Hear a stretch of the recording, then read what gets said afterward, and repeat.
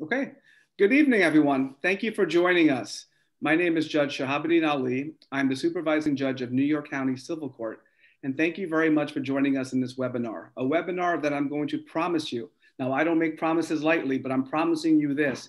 It will be informative and it will be entertaining.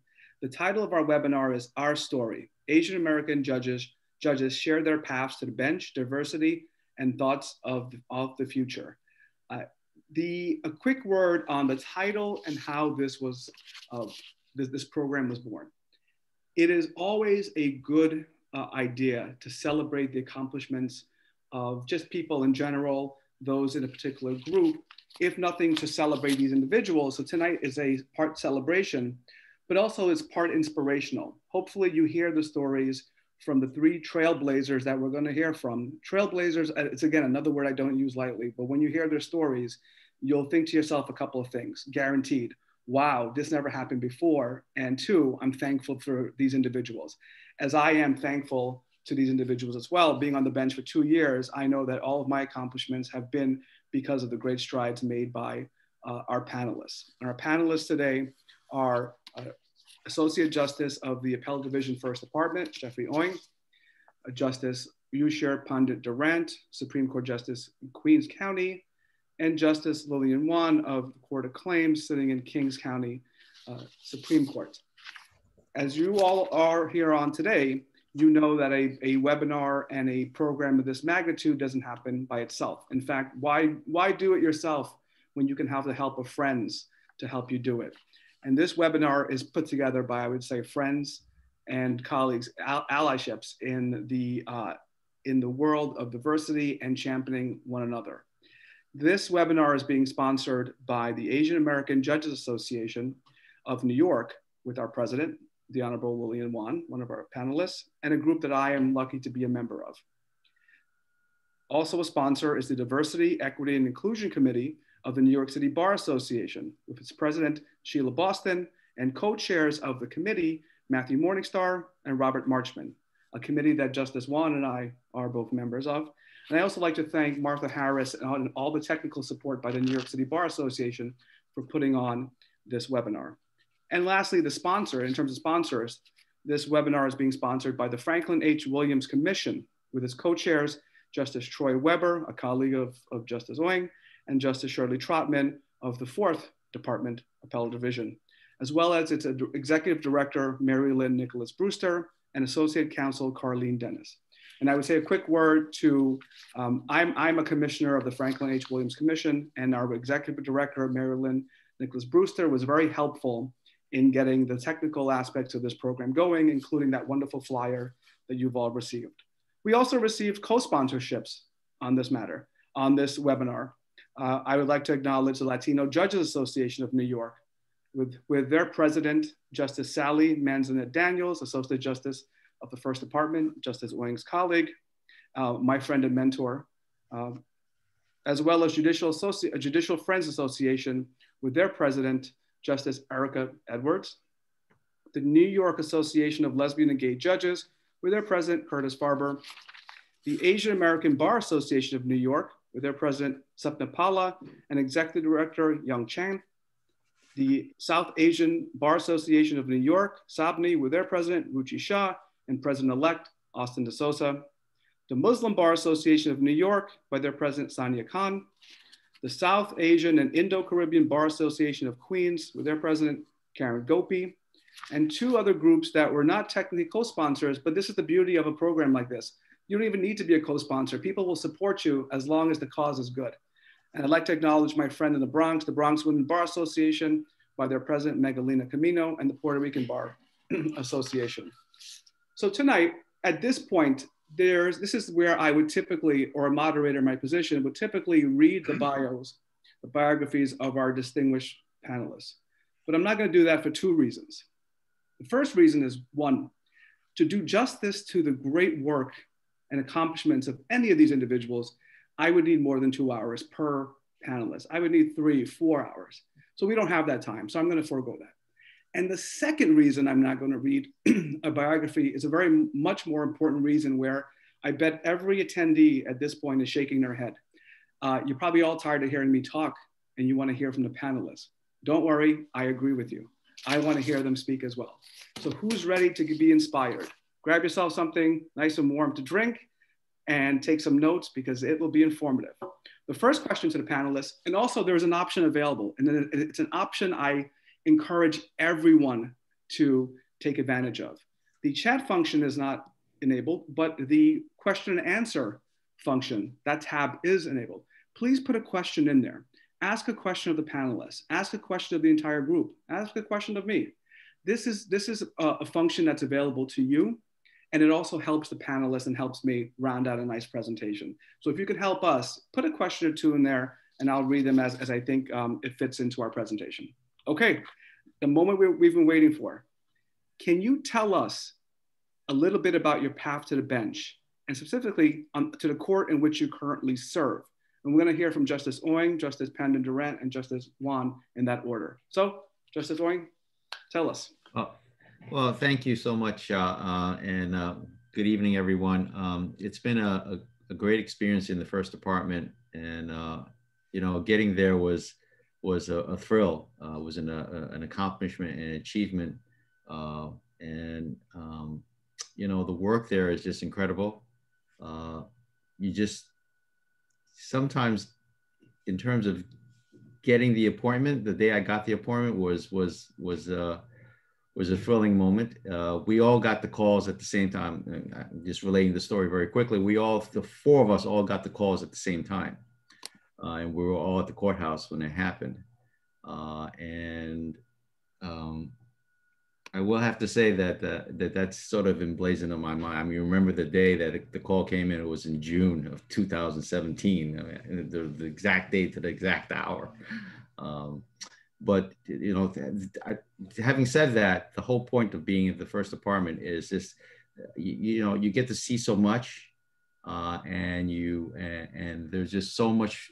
I'm constantly learning. The learning curve is huge. I don't want to take up too much time in terms of my experiences and how I got there and everything. I want everyone else to talk about and get involved some more with this. But just know that, you know, it's a process, and it takes time, and you have to sort of, and we mentioned this, or I mentioned this in my other speeches with other people, you have to be on the radar, you have to have people know you, you have to have your supporters, but most importantly, you know, to get to the appellate division, you need to be an elected supreme. That's how the Constitution is set up right now as it stands. And that's why, you know, you should all be first and foremost gearing up to get elected to be civil court judges, which is usually the typical pathway to become Supreme Court judges. At least I speak for Manhattan. I can't speak for the other counties, but I'm speaking for New York County in particular, that is generally the pathway.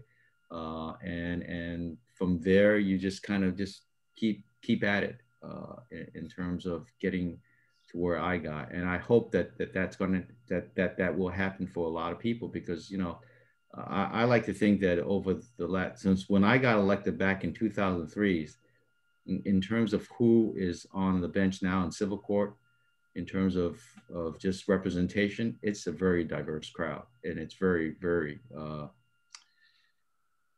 you know, it's great. And I think that we're all moving in the right direction. Enough said. Well, Justice Oing, I want to take this opportunity to ask you a follow-up question. So for everyone's benefit, Justice Oing was the supervising judge of New York County Civil Court, a position I hold now.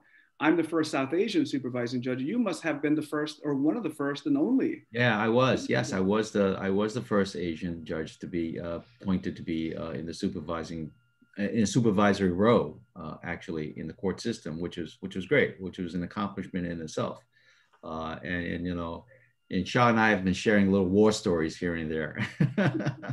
But yeah, I mean, that was great. I mean, and it was that sort of managerial experience was great. It really opened my eyes in terms of how you met in a very small setting too. I mean, it's so, you know, county civil court, it's not a larger setting where you have to deal with many other judges. And believe me, that's enough work in and of itself. And as Shah can tell you, he's probably up to his eyeballs in work in terms of taking care of the administrative stuff. But yeah, that's where that's where sort of the path led.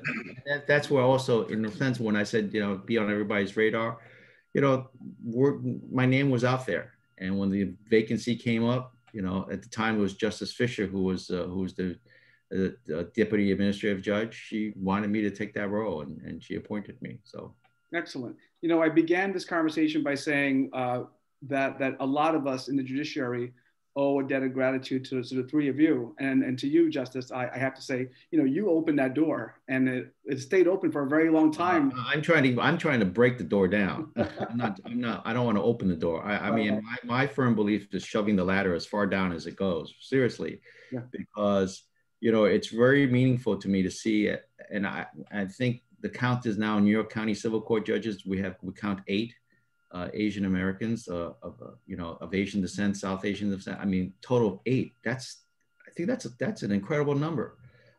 We need to move the next level to acting supreme, and then from that next level to full supreme, and then from there, the appellate division. And that's the natural progression.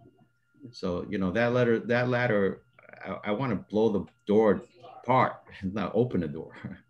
No more door. We'll take them off the hinges. In fact, yes, for this entire webinar, there's no more door, there's no more ceilings. Take them off the hinge. That's right. Take them all off and break the ceilings. That's exactly right. It's lonely at the top, man. You got to get more people up there.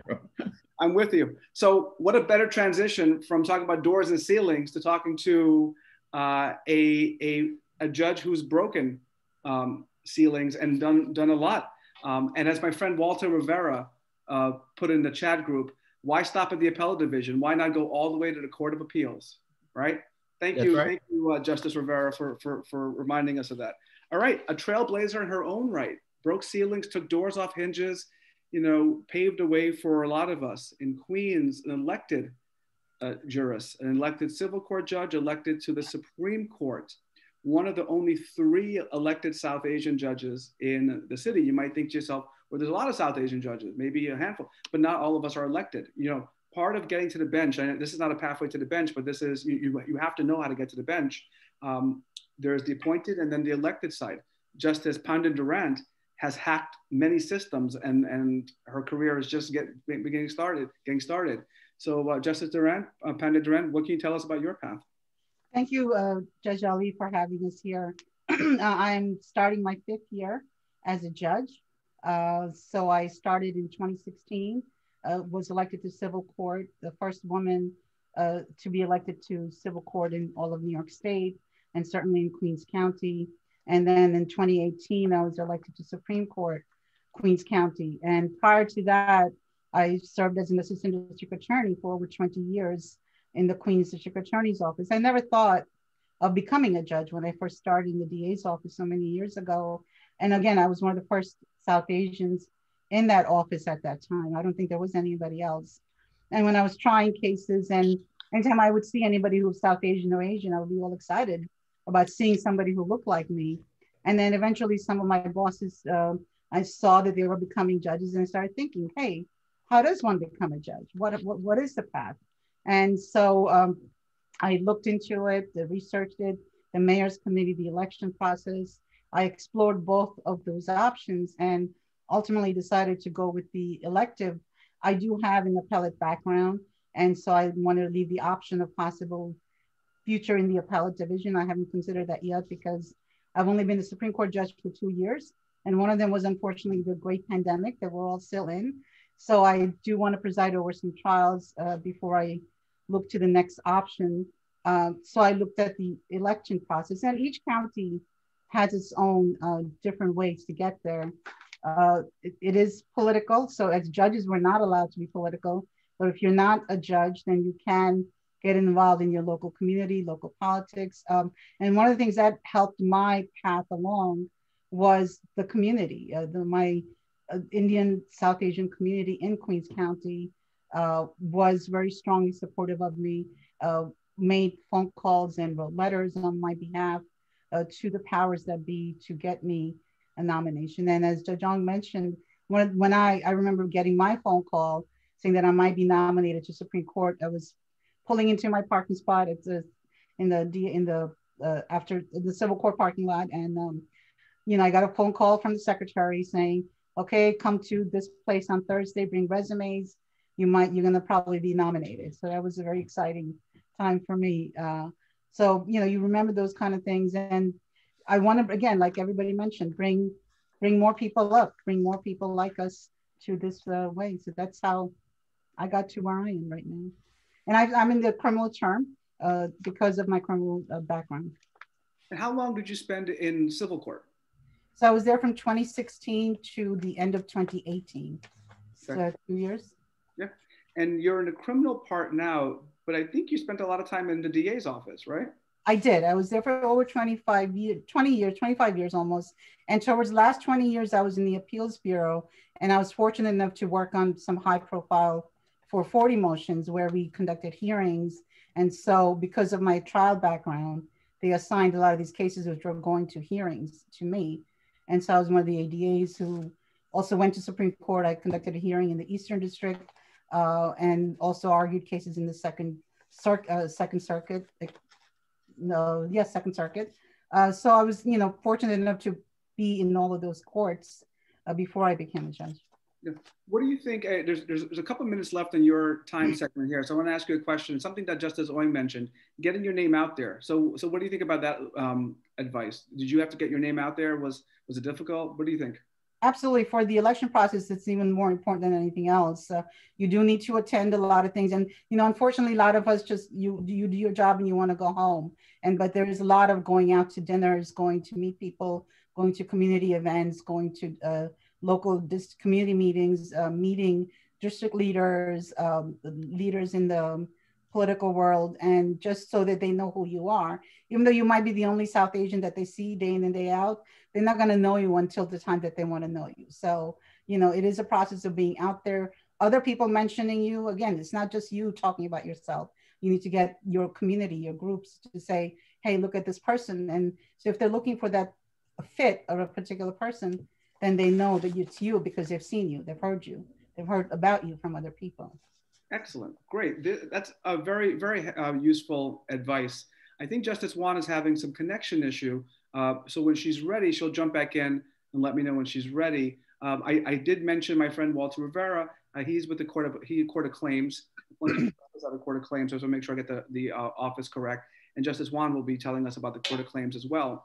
While we're waiting for Justice Wan, a question that came out of the question and answer period, and I thought it was a very a genuine and sweet question. What's the most difficult thing you faced as a law student? Of course, I'm looking back like law school. How did you overcome it? You should know that a lot of our participants are also law students, so they're looking to this for all sorts of guidance. Maybe now that I've given you that question, what lessons do you still apply to the bench today? And the person is a first-generation law student graduating in May. So congratulations to you. What's the question again, Shah? What's the question again? What's the most difficult thing you faced as a law student, and how did you overcome it? What lessons are you still applying today on the bench? Benoit versus Neff. Volkswagen. Did you have a hard time? I mean, do we, law school seems like such a long time ago. So I guess for all the law students, it does pass, right? That feeling does pass. No, it never passes. I still have nightmares about it. Did I hand in that last paper to graduate? Well, let me ask a quick 30-second question to you and Justice Pandit-Durant. Did you know that you were going to be on the bench when you graduated law school or started law school? Yeah. Furthest thing from my mind. I thought I was going to go to a law firm, cradle to grave. And you know what? Sometimes life throws you some curveballs and, cuts a path for you a different way. And you just have to sort of just trust your instincts and go that way. And you know what? I have to say, I don't look back. I think it's been a great ride, and I'm still continuing to enjoy the ride. So the answer to that question is no. I never imagined that I'd be. Well, first of all, I never imagined being a judge. Second, I never imagined sitting where I'm sitting now, in the first department. And a little anecdote is that for the people who are attending this event, I was in the law department in the first department, which they have a pool of attorneys there that actually prepares bench memos on the appeals.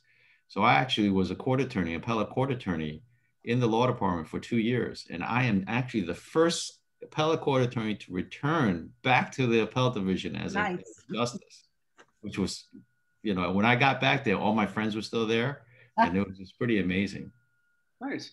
So Justice Pandit-Durant, did you think you were going to be a judge when you graduated law school? That moment you got the degree, everyone gifted you that impractical leather briefcase that no one ever uses, you know, when they first graduate law school. Did you think, you know, fast forward, you'll be on the bench? Not at all. And I did have a beautiful briefcase that I was given as a gift when I graduated. No, I had no idea. In fact, for my law school experience was, you know, nobody would believe it now, but I was a very quiet, shy person back then. So I was terrified of being called on. And, you know, the first time I was called on, I was all tongue-tied, but eventually I got over that. And, you know, I went to the DA's office and I tried cases. So I got over that quietness and, you know, being in front of strangers and talking about a case and talking about things. So, you know, nobody would believe that about me at that time, but I was terrified at law school. But again, you can get over anything. You know, you just say, you know, I don't care what people think. People are going to think whatever they're going to think anyway. So do what you need to do, and that's it. So that's the way to get over that. So I see that Justice Wan is back. So this is, you know, we're living in the age of webinars and technical difficulties. So true to form, and it actually is authentic that we had someone with a technical issue. I promise you we didn't stage that. That was authentic. It was organic. It's a sign of the times. So Justice Wan, do you want me to repeat the question? Let me repeat the question for you. Can you tell us a little bit about your path to the bench and to the court that you currently sit? Sure. Good evening, everybody. And sorry about that. I had to go to the alternate computer. I was an attorney at the Administration for Children's Services as a litigator in Manhattan Family Court for 9 years. And in those 9 years, I appeared before judges every single day. You know, I was never one of those people that thought I could become a judge. I had no idea how to become a judge. When I appeared before judges for 9 years, it was never something that occurred to me. I thought that I thought that judges dropped out of the sky. I had no idea about the various processes and the ways that a person could become a judge. You know, after working at the Administration for Children's Services for 9 years, I took a job working in the surrogates court as a court attorney referee. And within the first 6 months of working in surrogates court with the great Margarita Lopez Torres, within the first 6 months of working behind the scenes, working as a court attorney referee, seeing how decisions are actually made, seeing that a real human being is the one that is making those decisions, I knew that it was something that I wanted to do when it wasn't even something that even crossed my mind before. So, you know, 10 years, 1 day of being admitted to practice law in the state of New York, I hand-delivered my application into the Mayor's Advisory Committee on the Judiciary. This was in January of 2011. And I was unsuccessful the first time with the mayor's process. I was applying for appointment to the family court, but I had also that you can check off the courts that you wish to seek appointment to, I knew that I wanted to become a judge. I would have sat in criminal court had they needed me there. And you also have the option of checking off the interim civil appointment. So I was unsuccessful the first time in 2011, but I renewed my application in 2012 and was appointed to the family court bench in July of 2012. And had the great privilege of sitting in family court for 6 years, first in the Bronx, and then for the majority of the time in Brooklyn Family Court, which I absolutely loved. My colleagues are the hardest working people around. I loved that court and the work that I did there. But I also knew, as Judge Oing was saying, that the only way that an individual can be eligible for the appellate division is if they are an elected Supreme Court judge. So as an appointed family court judge, I knew that I was not even eligible for that route. So I would say in about 2016, I started to ask around. I started to get out more to events just to learn about the process of how one can become an elected Supreme Court judge. Now, I'm from Brooklyn. I understand that Judge Oing was saying that typically the pathway in New York County is that you should be an elected civil court judge first. I was told in Brooklyn that it, is more difficult for an appointed judge, but there was precedent for that, and it was something that I was, it was something that I was interested in pursuing. So I started getting around. Judge Oing was saying, get your name out there, be known to folks, get on the radar. So that's what I was doing. I put in a letter to the chief administrative judge stating that I was intending to run for office, and then that gave me the ability to go to meetings and political clubs and just interact with all the movers and shakers in Brooklyn. So, while I was in the midst of that process, in June of 2018, I was notified for the first time that the governor was making Court of Claims appointments. Now, I had a Court of Claims application in from 2011, from around the same time I applied to be a family court judge. And I had gone through the Court of Claims process in 2013 and 2014, after I had already become a family court judge. And I was on the approved list for Court of Claims, and that application was laying dormant for a number of years. And it was in June of 2018, amidst me pursuing this other process, that I was given this opportunity for appointment to the Court of Claims. And it was something that literally happened within 48 hours. It was like June 18th, 2018. They said this is something that is subject to Senate confirmation, that you might receive a call tomorrow saying that you'll be needed in Albany within 24 hours.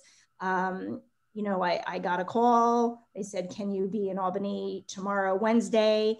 And I went up on Tuesday night, and in a whirlwind of a day on Wednesday, June 20th of 2018, I was confirmed by the Senate and appointed to the Court of Claims. So that was the quick version. And okay, that's a quick version, but a necessary version of your history. But I think, and I know you wouldn't outright say it, but I'm going to say it for you. You're the first Asian American woman to be appointed to the Court of Claims. I am. Yes. Unbelievable that it took until 2018 for that to happen, right? Right. And I'm not sure if you heard us, but as of now, for this webinar, we have no doors and no ceilings. Justice Oing, Pandit-Durant took a sledgehammer to them, and we've gotten rid of them. So thank you very much. To the folks in the audience, your questions are coming in, and I got to tell you, they are fabulous. They're coming in the chat function. They're coming in the Q&A function. I spent a lot of time preparing questions. I want to thank my friend and colleague, Justice Joanne Quinones, for sharing some of the questions she had. You know what I'm going to do? I'm going to take moderator's privilege, and I'm going to go off script a little, and I'm going to use a lot of your questions. So please keep the questions coming. If nothing else, selfishly, they help me. So keep it going. Here's one pre-planned question, but it goes into what what we've been talking about in the chat. What inspired you to become a judge? Like, what's that moment you knew, I want to become a judge, I want to try it? And I saw a question I want to merge in there, like a mashup, right?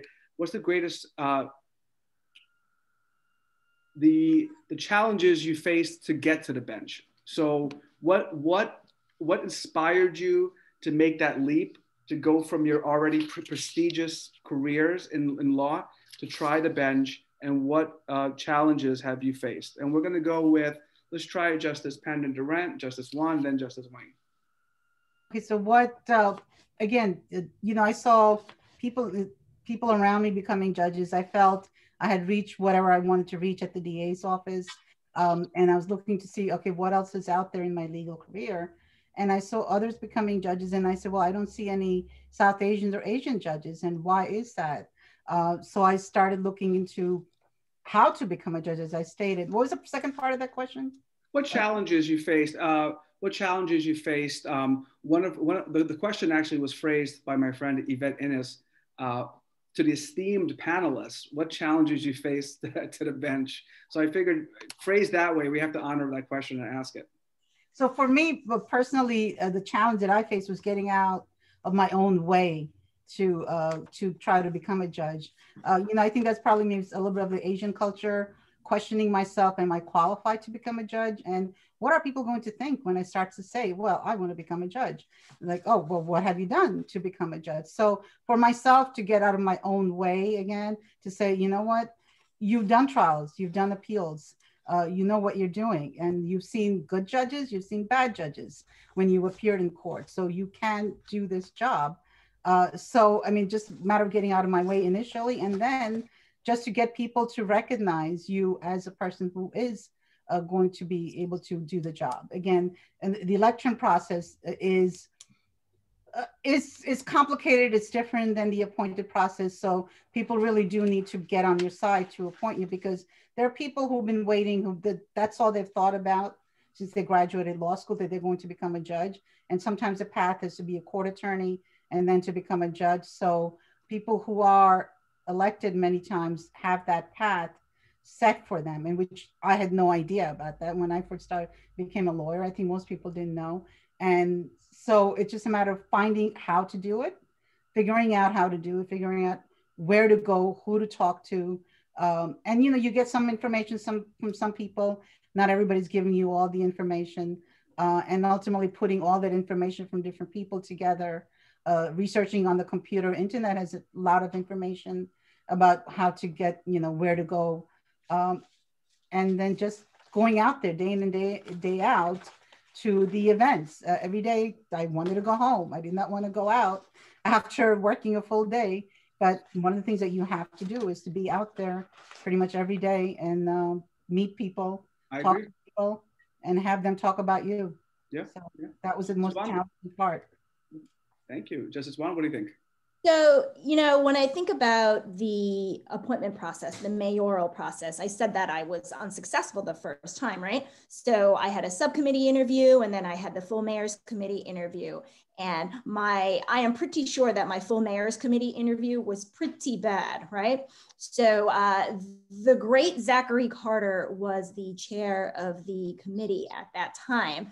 You know, I had the privilege of having this discussion with him after seeing him, I think at a, I think it was a Judicial Friends event that he was being honored at.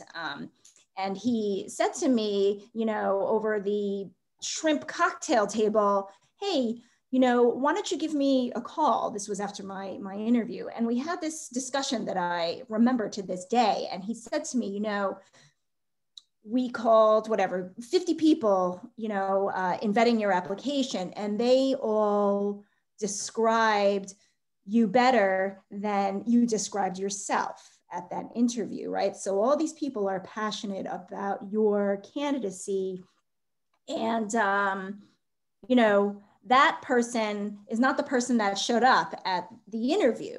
So you know, the interview process for the mayor's committee was a very scary thing for me. You know, it was at a big law firm. I was at a table with 20 people I didn't know. I didn't, you know, I hadn't seen any of these people before. So you know, getting through those interviews was tough. But the second time around, you know, I was more comfortable with the process. I was more comfortable with myself in terms of my own qualifications and believing that I deserved to be there.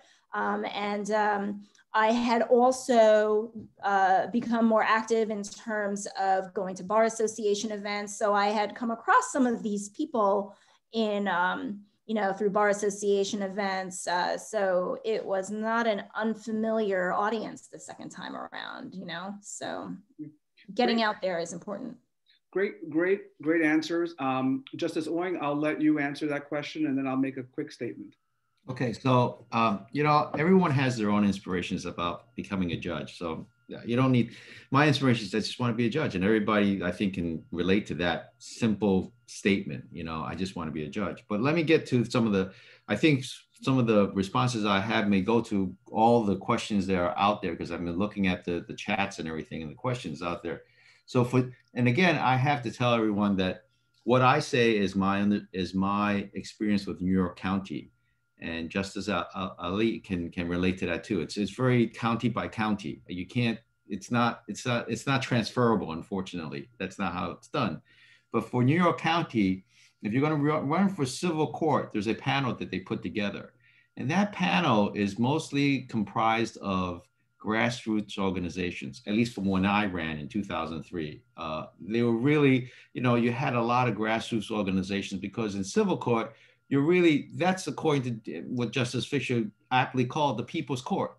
And you're going to see a lot of people there from everyday life in civil court. So that's why the grassroots organizations really are in those panels that you go before. So this goes to the question about how I think I saw an attorney who was a defense attorney saying, how does that work? It doesn't matter if you're prosecutor, defense, or just any day attorney. You have to understand that you're going before a panel of people who are just regular human beings. And you're going to have to, and this is where it comes into, or you have to get out there and get yourself known, is you have to go to these events. You have to volunteer. You have to be part of commit to a not-for-profit or something. Get your hands dirty. I mean, you got to get out there and support and help people. And that's how you get your names out there. And then when you go before a panel, guess what? And that happened to me. I go before the panel, I start seeing people that I know because I ran into them while doing not-for-profit work. Like, oh, they know me. You know, it's obvious. It was a very, that's what I have to say about the civil court panel.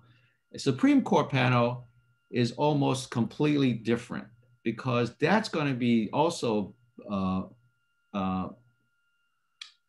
people who go to that are mostly bar association, but a lot of the trial lawyers are there, because Supreme Court, you're going to be trying some big cases, major cases. It's all about the cases you're going to be trying, all the kinds of big med mal, personal injury, everything. So that's, the stakes are higher there. So in terms of going before that panel, you're going to have to also, again, and this is where when you become a civil court judge, you go to acting supreme, you try cases. That's where you build your name for yourself. And that's where you also go to the bar association, bar events, and get your name out there, so that the lawyers can see who you are as a person as well as a judge. You want to be known as a great person who happens to be a judge. Okay, that's the best thing, because lawyers, you know, they're like everybody else. They just want to be able to get a fair shake when they come into your courtroom.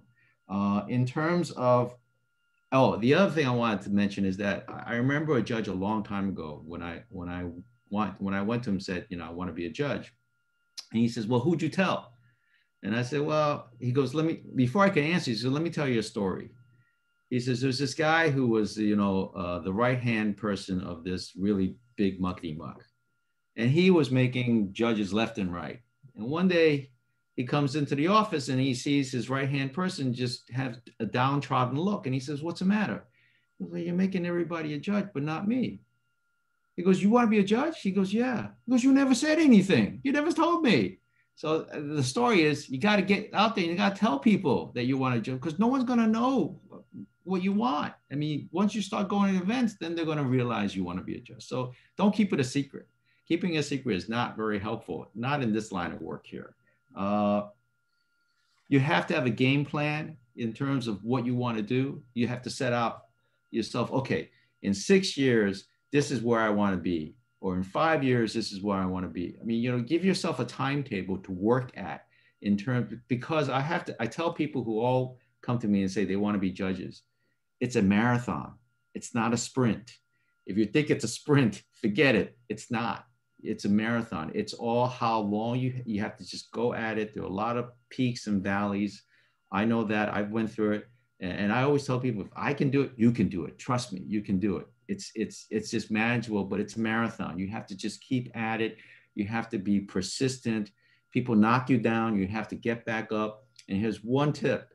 When you go to all these events, remember everybody's name. You now have an iPhone, so you can actually type in the person's name right away after you meet the person, because guess what? When you see the person next time, first of all, don't talk about yourself. Don't talk about how great you are. When you see the person next time, call them by name. That'll shock them to no end. And then ask them, well, how's your mom doing? Because last time you told me your mom was kind of not feeling well. Is she better? You wouldn't believe how great that is, because you actually care about somebody. You actually want to know about somebody. So that's what I want to impart to the people who are watching here. It's not about you. It's about everybody else. And if you get the names, I still remember colleagues or friends, they would run over me, tug me on the shoulder. He goes, Jeff, what's that guy's name over there? I'm like, you know, people pay money for that kind of information. And I would give them the name. And then I was giving them the name. They'd walk over there, they tap on they'd mention the name, their eyes lit up. That's an excellent point. In fact, Justice Oing, I'm going to bring a question back to you that someone asked about that same question.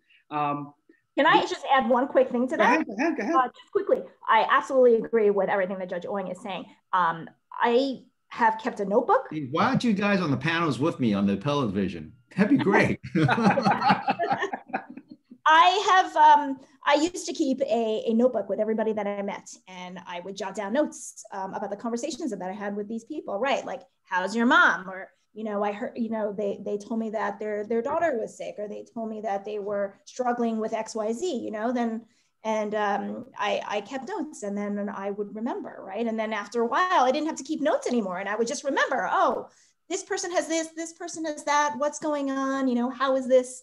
How are you doing? And how is your family, you know? So it's about everybody else for sure. So here's what I'm going to do. I'm going to go away from our script for a quick second, because this is tonight's webinar is broken up into three parts: path to the bench, diversity, and thoughts of the future. So we're still on the path to the bench part. And I think what each panelist has done successfully is that they've auditioned themselves for a pathway to the bench webinar. If you all agree with me, say yes. I heard it. Everyone said yes, because you're getting valuable information. But here's what I'm going to mash up a couple of other questions in the chat. You know, folks are asking rightfully, and they're asking for the hard answers now, not just the softball answer. So Justice Pandit-Durant, you're up on deck, okay? Okay. How do you get your name out there other than bar associations? Like what are the tips? You know, Justice Oing's talking about collecting business cards. You know, Justice Wan has a notebook somewhere. You know, so we all have these hacks, these tips. And someone asked, and Justice Oing, this is what I was going to ask you. You know, you said people pay for this information. Well, let's talk about it. Do you need to have a consultant? Do you need to actually pay for someone? So Justice Pandit-Durant, you know, pull back the curtains and the blinds, show us how this process works. So I did not use a consultant. I didn't even know if they existed when I first started the process. I mean, in the election world, you need to attend, there are certain dinners organized by the political parties 3 or 4 times a year, which costs a lot of money, but that's one of the things that you do need to go to. And again, as judges, we cannot go to those things. We cannot endorse going to those things, but if you want to become a judge, in turn, the political or elected world, those are the people who make that decision. So, you know, it's 3-4 times a year, costs a few $100s, and that's where you're going to meet the people who are there. And, you know, you need to, one of the things is you join your local club, whether it's Democratic or Republican, whichever way you go. And the clubs are where you're going to meet the local people, the district leaders who ultimately make a decision to nominate you or not to nominate you. There are all these clubs where you collect signature during petitioning time to help out with stuffing envelopes in the old days. I'm not sure what they do now. Maybe it's emailing people, going door to door, which is not form banking, I guess. Yeah. Yeah, somehow to get the word out there for the local candidates. And you need to know the county leaders, right? The county leaders, when I was going through the process, was Joseph Crowley, and he was committed to diversity. And I think there are more county leaders who are committed to diversity, and more now. So I think that is something that's positive thing for people who are looking to become judges, who are of diverse backgrounds. And getting your name out there. Again, like I said, you go to these things, you look around, you watch who's talking to who, you approach people. It's a hard thing. You don't know anybody. You stand there and people are talking, and you introduce yourself. They introduce themselves, and again, if you go with other people, if you're lucky enough to have other people who are your spouse, your friends, who are committed to spending that kind of money and go to these events, and again, they can talk you up. If they talk about you and they talk about diversity or whatever it is, the issue that you're trying to put forth, then that is another good thing. Again, for myself personally in Queens, Queens is so diverse, more than any other county, with South Asian, Asians, and all kinds of other people, Hispanic. And so we do need that more diversity on the bench in Queens, I think, more than anywhere else. I mean, New York City is extremely diverse as it is. I was lucky enough to have the Brahmin Society people advocate on my behalf. I mean, I met them through my aunt, who used to belong to this senior group where she used to teach about Indian religion. And a friend of mine was running for an office, so I introduced my friend to that group. And then when I needed to do something, that group came together for me. And then this Indian senior groups and whatnot. So again, those are the groups that came together for myself to help me get to where I wanted. So, I mean, that's how you get your name out there. You talk to your community and say, listen, I need help because there's nobody representing us on this particular area. And if they're willing to help you with that, whatever you need. And, I grew up in Flushing, I grew up in Queens County. So a lot of these people that I met through them, I had known them when I was a young child. So like, oh, we know you from when you were little. So, I mean, I was lucky enough, again, to have that aspect of community-based knowledge, people who knew me from when I was 10 years old. And so they were more than happy to help me out with all of these things. And so that's how you get your name out there, is to see who you have. Yeah, yeah. Justice Wan, anything to add in addition to the notebook of names? So you're on mute. Isn't that the line of the yes, the last years? I say it a lot. So I think that for both the appointive process and the elective process, that the network that you have and the connections that you make with people is most important. And it's just different people for the appointive process as opposed to the elective process. I would not say that the appointive process is devoid of politics. It's just a different kind of politics. So, one thing that I would add to what Judge Pandit was saying is that, in terms of getting your name out there, I think an important thing to take away from us is to not only to be involved, but to make sure that you are saying, when somebody asks you to speak in an event, to participate in a program, to be part of a committee, whether it's bar association or community activity, say yes, right? Never say no, right? So the more things that you're active in, the more people will know you, So when I first started getting to know people in Brooklyn, I was asked to participate in community forums. I was asked to participate in Meet the Judges programs at churches, at tenants associations, at community precinct councils, asked to speak about orders of protection in family court, provide general information to the community about what you do in your court, right? I said yes to all of it, right? So I think that helps people know you. And you're out there, and you're talking about your work too. So and your work precedes you. So I think that's important. Justice Oing, anything else to add, or do you rest on your prior submission? Well, look, I think there's a couple points I want to make in terms of going to these political functions or going to any function at all. You know, go outside of your comfort zone. Don't sit at a table where you know everybody. I mean, my story is that I went to my very first political event, and I remember it was at the Hilton, it was at the Grand Hyatt. And I sat at a table where I didn't know anybody, and I spoke to this woman all night. And we had a great conversation. We chatted away, and that was the end of it. Fast forward that, she turns out to be a district leader that was important when I was running for civil court. I remember, and I just happened to call, and she goes, you know, I remember that night we had a nice, lovely conversation at dinner, you know, you have my vote. So that was, I didn't know at the time. I didn't know who she was. I mean, it was just, she was just a very interesting person. We had a great conversation. She did guardianship work and estate work, and we had a really nice conversation. So go out of your comfort zone. Don't go sit at a table where you know everybody. That doesn't work. I remember Judge Paul Fine, who's at the Court of Appeals, when I was running for judge. He said to me, when I went to talk to him, he says, stop talking to me. I'm no use to you. Turn around and go find 5 people that you don't know in this room and get their names, and then come back to me and tell me you met 5 new people, because that's what you're supposed to do every day. Find 5 new people and copy their names down. Don't talk to the same people all the time. You got to get out there. And you know, and don't sit with people that you know. It doesn't work. You know, you could be friends. You know, you can sit with them at lunch when outside of the event. Just get to know people. It's important to get to know people. It's the bottom line. And remember, don't talk about yourself. And the other point I want to say is that when I just to get to know, just to have, not only do you have to be your own promoter, that you have to promote yourself, you have to have a following. You have to have people that really feel good about you.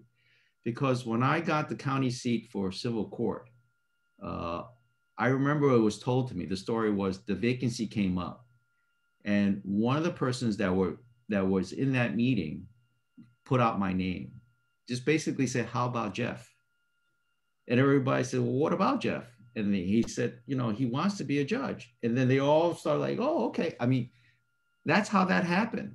You know, someone just floated my name out there because he knew, and we were very close, and he knew I wanted to be a judge. And he floated my name when the vacancy came up. So it's not only just getting to know people, but getting to know as many people as you can, because you never know who's going to be in the right position to float your name. So it's not only yourself that you have to promote yourself, but you have to get people around you to feel good about you. Like, don't forget my saying, you want to be known as the person who happens to be a great person who happens to be a judge, because in that'll carry the day every time. And the last point I want to say in terms of doing work, find just a simple not-for-profit.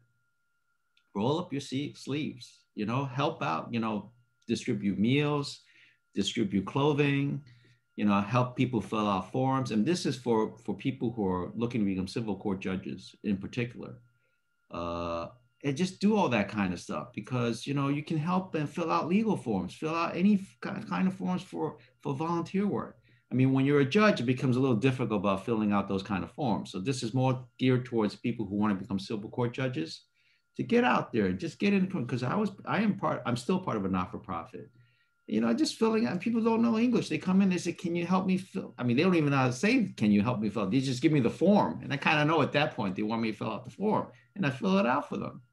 You know, and when you're a civil court judge, that doesn't stop you from continuing your not-for-profit work. You know, you just want to get out there and roll up your sleeves.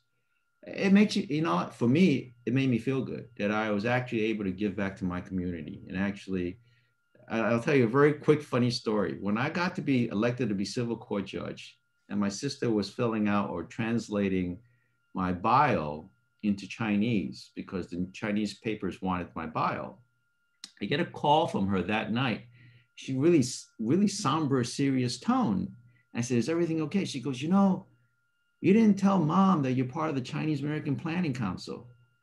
I said, yeah, I've been a director for I don't know how many years. She goes, you know how big this organization is? This organization feeds people, you know?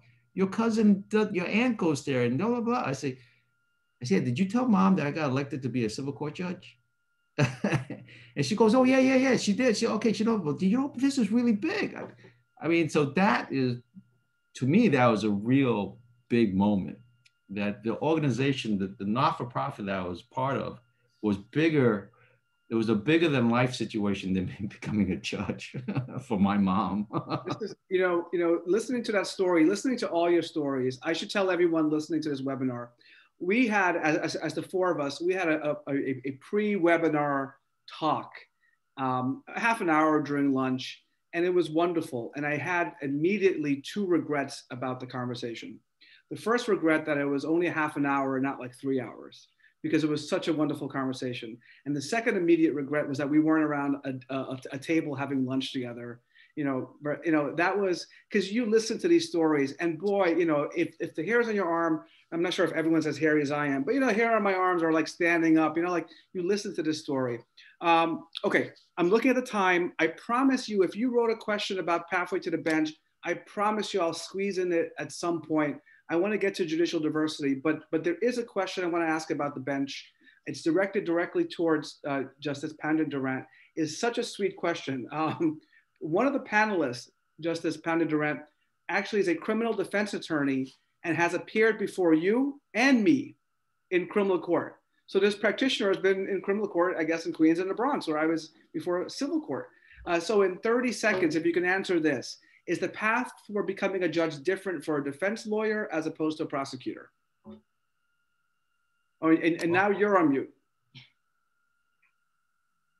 I believe Judge Oing just mentioned that earlier. I did see that question. It's not. It definitely is not. I think probably as a defense lawyer, you probably have more freedom to do more political things than I did as a prosecutor, in terms of collecting a signature for petitioning and things, which I could not do as a prosecutor. So I think it's probably somewhat easier. So I don't think there's any difference.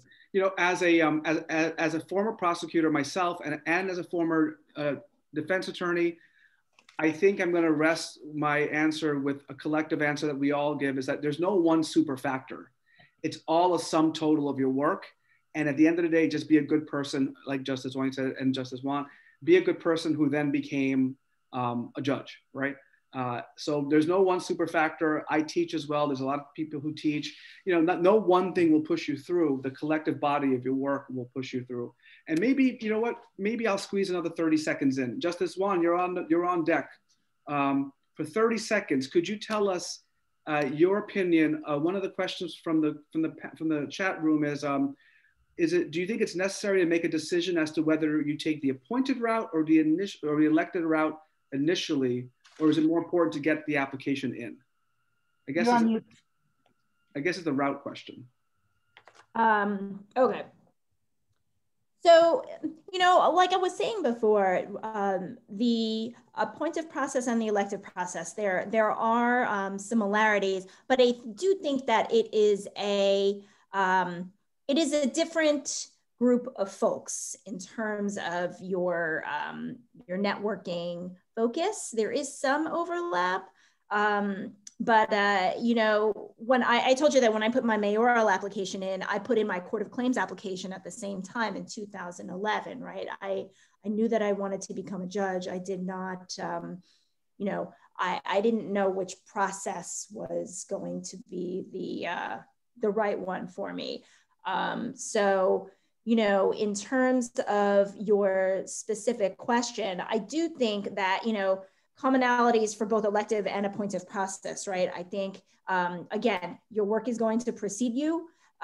Involvement in bar associations, right? Because even if you do the elective process, chances are you're going through a screening panel and it's going to involve members of the bar. So being involved in bar associations is helpful. Getting out to events is helpful where you are interacting with people, talking about their families, seeing people not in the context of a scary big interview room, right? So it's all a part of getting out there. So, and I think that is important for whether or not you decide to pursue the appointive process or the elective process, or both, which is what I've been doing the last few years. Okay. I'll give my 30-second answer on this topic, just a general topic about pathway to the bench in this way. I think if everyone at home listening to this webinar has gotten, is that you have to know the path that you're going into. Even when it's elected a path, what happens in Manhattan is very different from what goes on in Queens. So not only should you be asking for advice, you should also know who are you asking that advice from. If you want to run Manhattan, Justice Oing and I can give you some advice, but we don't know Queens. Not that we're it's just very different systems, right? So in Manhattan, Justice Oing and I are both county candidates. We were both county candidates, which means we had to work inward to the financial district, east and west side, and everywhere in between. Not everyone's a county candidate. It's called 4 quadrants. Right. And you have to be able to hit them all at the same time. We use consultants in Manhattan. I use a consultant in Manhattan, which means you got to pay, right? So you have to know the system. The biggest downfall I see from people is that they don't know the system. And the second biggest downfall is that they're not honest with themselves. You have to know your worth. You have to know how competitive, and this is a very competitive process. It is a very, and I would tell you, leave aside, hey, I'm smart, because everyone's smart. I'm a great writer, join the club. What's your distinguishing point? I was the chairman of a community board. So I didn't need to join one pro-social activity or one nonprofit. I was head of it all. I'll give you a tip. Don't join a community board because you want to be a judge. You don't have to do that. And it's a lot of work. And certainly don't chair the whole thing. That's even more work. Okay, if we have time, we're going to come back to this section because I know a lot of you are interested in this section, and I want to use the expertise we have properly. The second part of this webinar was to really deal with diversity, right? We're looking at 3 trailblazing judges who's forever changed for the better, the landscape of our judiciary. And very recently, and I think you all either have reviewed it or will review it, the court system has commissioned a report that was authored by Secretary Jeh Johnson regarding the state of diversity in our court system. And it pointed out a lot of what we know about diversity and the inclusion of the Asian American community, as well as other communities of color, is that we represent a very small number. And I encourage all of you to look through the report. You'll see it in different sections. So the question I want to ask now, and it'll go in the order of Justice Oing, Pandit-Durant, and Juan, is can you speak about the importance of judicial diversity and what it means to you? I already know I had a sneak preview of the answers, so I think it'd be great if we hear a little bit about your own story, about being in a room where you're the only one in that room, and I'll share a little bit of my stories as well. So Justice Oing? Well, the term trailblazer makes me nervous because I don't look as of myself as a trailblazer. I mean, there are judges that have been before me. I mean, notably is Justice Peter Tom, Justice Randall Ng, Justice Doris Lillian Cohen, Justice Dorothy Chin Brandt. I mean, those guys were the trailblazers. When those guys were running, there was nobody. I mean, it was just really barren out there. I mean, so they're the real true, in my mind, they are the true trailblazers. They broke down the doors pretty well for us. And then it was up for us to really pack our bags and get moving, right? At that point. So, but in terms of the diversity issue, yeah. I mean, me and Justice Singh, we're he's of South Asian descent. We're when we get in the conference rooms and everything.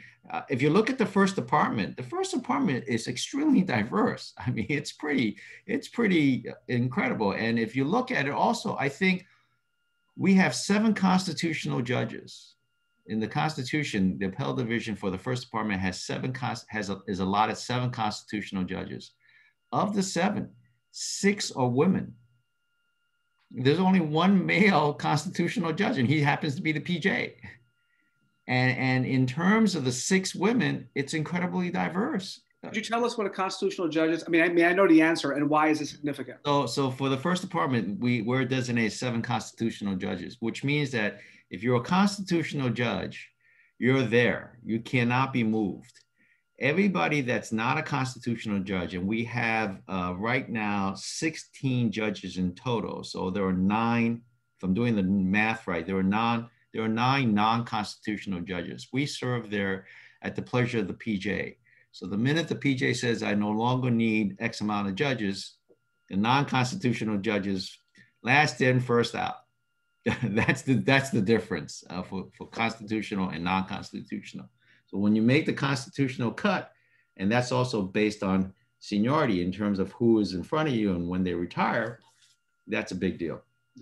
But that's getting into the technicalities of what's constitutional, non-constitutional. And the extra judges are there because of the need of the court, because of the correct. Exactly. So you only allowed 7, but they're allowed more because yes, correct. In the first, right. I don't know what the number is for the second department, the third, but they all have different numbers in terms of constitutional judges. But exactly, anybody over like 8, 9, 10, and so forth, they're all there because of the needs. Exactly, correct. So, but in terms of, I go into rooms a lot, and when I got to Supreme or when I got to Civil Court, I was the only Asian judge there, and you know what? Lawyers are going to be pushing your buttons. They're always going to push your buttons. And I don't think it had less to do with who I am, my ethnic background, and more because they just saw me as the judge and they just wanted to push my buttons. And you just kind of had to push them back. So but push them back in a nice way. And same thing when I got to Supreme, the trial lawyers, boy, I got to tell you, when I was, when you're sitting in commercial landlord tenant, those lawyers, they don't care who you are. They don't care. Right. They don't care who you are. They're coming after you. So that's when I got to Supreme Court and I would have these trial lawyers argue and push me. I would often joke with them saying, you guys can't hold that candle to the commercial landlord tenant lawyers. So get it. You're not scaring me. You're not moving the dial. They will all laugh at that point. I said, you guys can go one round with these commercial landlord tenant lawyers, then you can come back to me. So, but it's all about, you just have to be confident of who you are as a person and as a jurist, and everything else kind of falls in its place. Don't have a chip on your shoulder. I mean, it is what it is, and you got to make the best of the situation. I mean, I go into rooms all the time, and I'm like, I look around like, okay, all different. Did it benefit you running for civil court that you were the only, say, Chinese, Asian? Yeah, because it did. Because when I walked into the room, I was the only guy. Everybody knew my name. I didn't know anybody's name, but everybody knew who I was because it was really lonely in that thing. I mean, there was nobody there. I mean, I was literally the only Asian. I'd be looking around and I couldn't find anybody. Right. And that's okay. I dealt with it. You just have to kind of deal with it. And the same thing in terms of diversity. I understand the report and everything, but it is moving in the right direction, because you have to understand from where we came from to where we are now, leaps and bounds in terms of progress, really. In terms of the electorate, in terms of the appointed process, I mean, we've really moved the needle tremendously. And I'm just hopeful that in the next few years, that needle is going to even be moved more. I mean, it's always a matter of demographics too. I mean, upstate, the third, the fourth department, when you go above Westchester County, I mean, it's just demographics. That's why when I saw that there was a county court judge who was elected, I forget her name. Judge Juan might be able to help us. Chin Kim. Yes, Judge King. Yep. She broke down that door. I mean, she's up in a county court. Is that elected or appointed? Elected.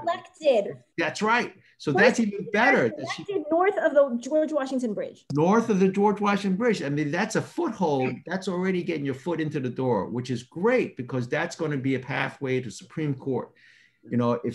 If all goes well. So it's progress. I mean, clearly the numbers now are not good. They could be better. But I look from where I came from back in 2003 to where we are now. I mean, it is. It's not denied that progress has been made. Yeah. I'm going to turn to our other panelists, but Justice Oing, I'll tell you, you could feel uncomfortable being called a trailblazer. That's okay. That's for us to call you. For you, no matter if you want it or not, we consider you a trailblazer. Thanks. Okay. Now I'm going to turn my attention to Judge Pandit-Durant and Judge Juan. The same question, but if you can add the question that was put in the question and answer that as Asian women judges, what are your opinions about general equality towards amongst the Asian community? What are the issues and what can you do as judges to raise awareness of gender issues and give back to the community? So Justice Pandit-Durant. So, I mean, diversity is obviously important to me, and I was going to address the fact that, you know, diversity in terms of ethnic diversity as well as men and women. You know, when I was trying cases, and they were all white male judges that I encountered. And so I'm happy to see a lot more women on the bench, and certainly a lot more diverse women on the bench. In terms of addressing the specific issues of the community, women of the Asian and South Asian descent, I mean, I'm not sure how, obviously, if there's any places where we can talk. I know Judge Gopi has spoken to on domestic violence panels and has done other things. And we've, you know, I'm of course available for those kind of things, but I'm not sure how we can, maybe Judge Van can help me out with this one. I'm not sure about that. The second part of the question. Judge Van? Well, let me start with the first part of the question, and I'll try to get back to that. You know, so I'm the current president of the Asian American Judges Association of New York. So, you know, and by the way, it's a relatively new association that we just formed with a couple of us around the table in the year 2013. So, you know, Judge Oing is right that we have come a ways, certainly since 2003. But as it stands right now, we only have 39 judges of Asian American descent in the state of New York. And that's it. You know, I'm from Brooklyn, you know, a borough where about 11% of the population is Asian American, and there has never been an Asian American elected judge in Brooklyn, never. So, you know, the only counties that have had Asian American judges elected are Queens and Manhattan. Never one in the Bronx, never one in Brooklyn, never one in Staten Island. And right, we just had our first Asian American judge elected, you know, out of the tri-state area. So kudos to her. And again, this. And maybe we'll get into this more later, but this creates the pipeline problem, right? So you have to be an elected Supreme Court judge to be able to be eligible for the appellate division, right? If you can't get elected, then you can never be eligible. So, you know, why does diversity matter? What does it mean to me? I really do think that there is more respect and acceptance of the outcome if we have a bench that looks like the community that it serves, right? And public perception is very important. You know, my colleague who sits in criminal court was just giving me an example a couple weeks ago about how she was arraigning a 5 in concert with all Asian American defendants. And, you know, when they saw her there, she could just tell that they felt more at ease. That, you know, regardless of the outcome, that there is someone up there who can relate to you, that can share, you know, a common experience. I'll tell a quick story from when I was an attorney at the Administration for Children's Services. I was the prosecutor. I was prosecuting child abuse and neglect. And I had a number of cases involving Asian American families, but I remember one particular case where I was the prosecutor. I, as the agency attorney, was seeking the removal of a child from a parent's home. And, you know, an Asian woman came towards me right before the case. We were in the waiting area of Manhattan Family Court, and she started to speak to me in Chinese, which I understand Mandarin. I don't speak it great, but I understand it better than I can speak it. And she had no idea what was going on. She had no idea of the process. And she was so excited to see me because I was the only Asian person standing around, right? So, and I told her, you know, I can't really talk to you. I'm the one that's doing the case. but just wait here. If you can't afford a lawyer, a judge will appoint one. A court officer is going to call in the case, so just seeing me, she came over and gave me a hug, actually. So, this was like, 18 years ago. So it matters, diversity matters, and it matters to see people that look like you in the court system. I think those are all great answers. Diversity, in my opinion, just makes our system more legitimate. It is, if our population looks a certain way, our bench should look a certain way. I remember when I was in Bronx criminal court, I started in Bronx criminal court, and defendants would come in the morning and they would look at me, and you could see they had like this gleam in their eye, like, yes, I'm going to get a break. And then they walked out like cursing me, like, what the heck just happened there? Like, this guy was supposed to give me a break. And I'm like, no, you want a fair shot. You're happy that the judge might look like you, but you might be unhappy when you leave, but at least you got a fair shot. It is about legitimizing our court system. Just like all of you, I think when we all walk into a room, it's like the old adage, like the needle skips off the record. It's like, who let this guy in? It's always better when just like this event, it's always better when you do it with friends. It's always better when you do it with others.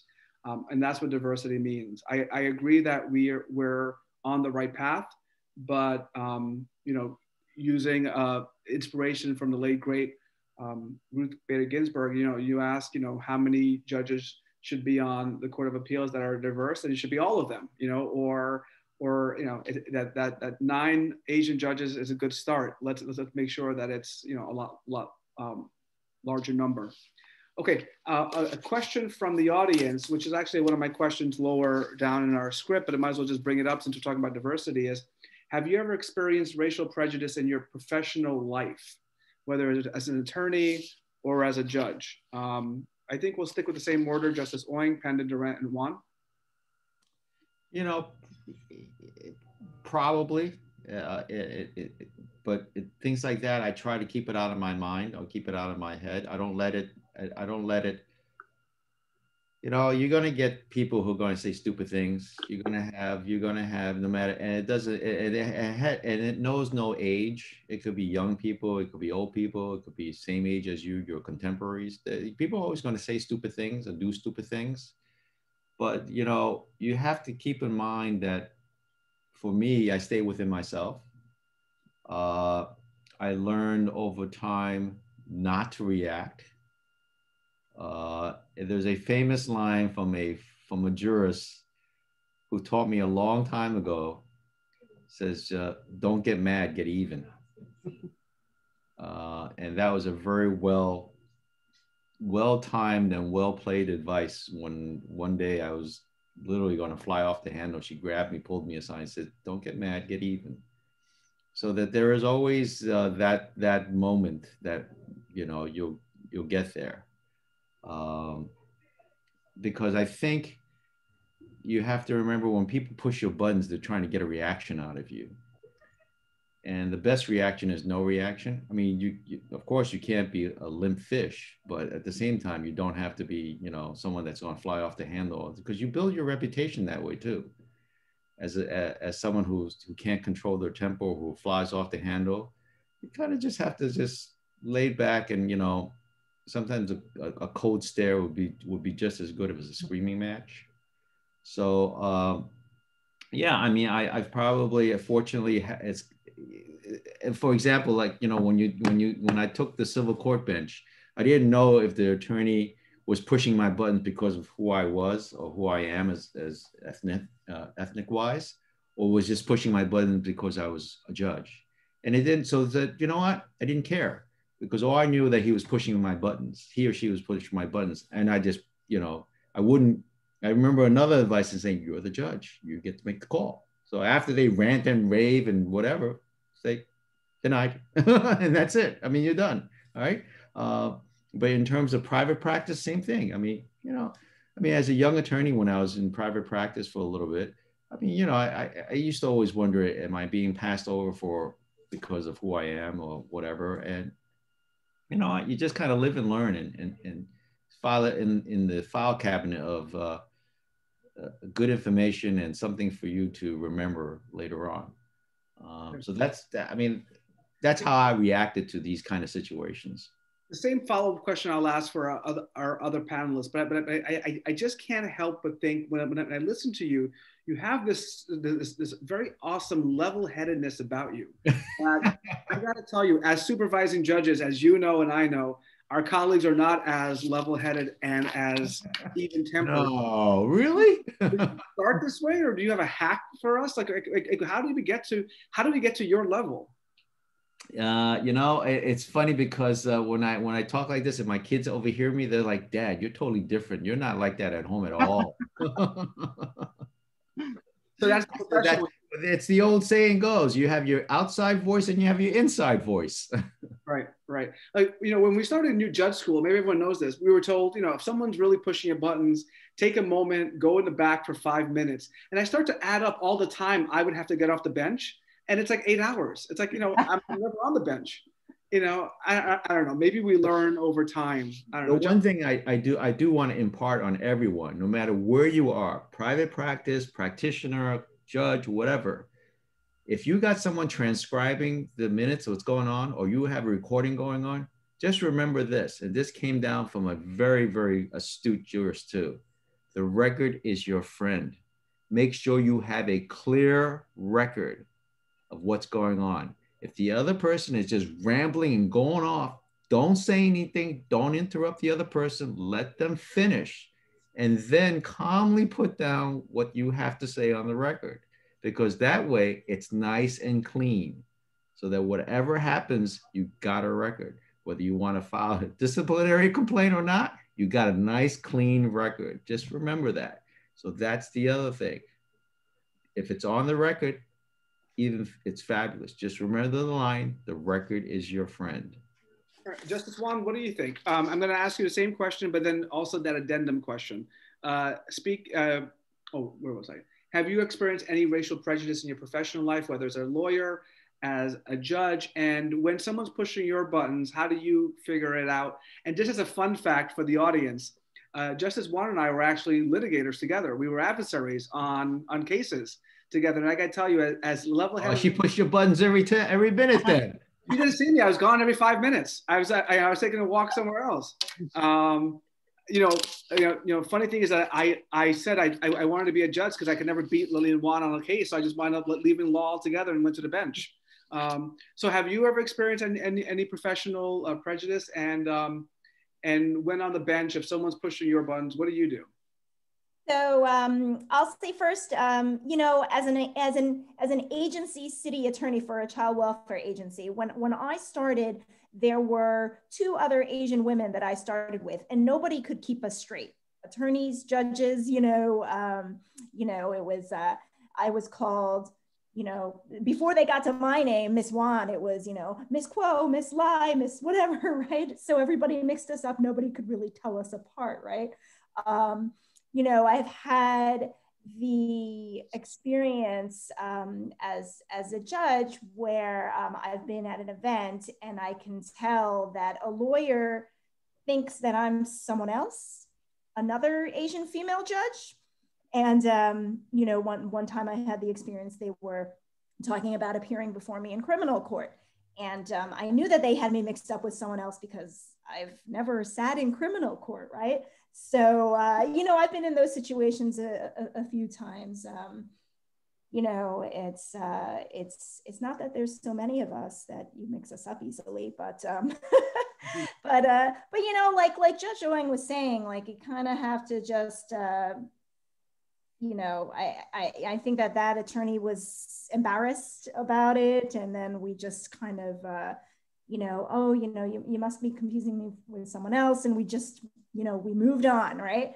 I had another experience on the bench where we were done with a case. An attorney was asking me off the record now about whether or not I speak Mandarin, and then proceeded to speak to me about the Huns and the Mongols. Like it was sort of like a history lesson. I wasn't really sure what the point was, but I didn't think that was something that would occur with a Caucasian judge, right? So why are we talking about the Huns and the Mongols right now, right? So I've had some of those types of experiences.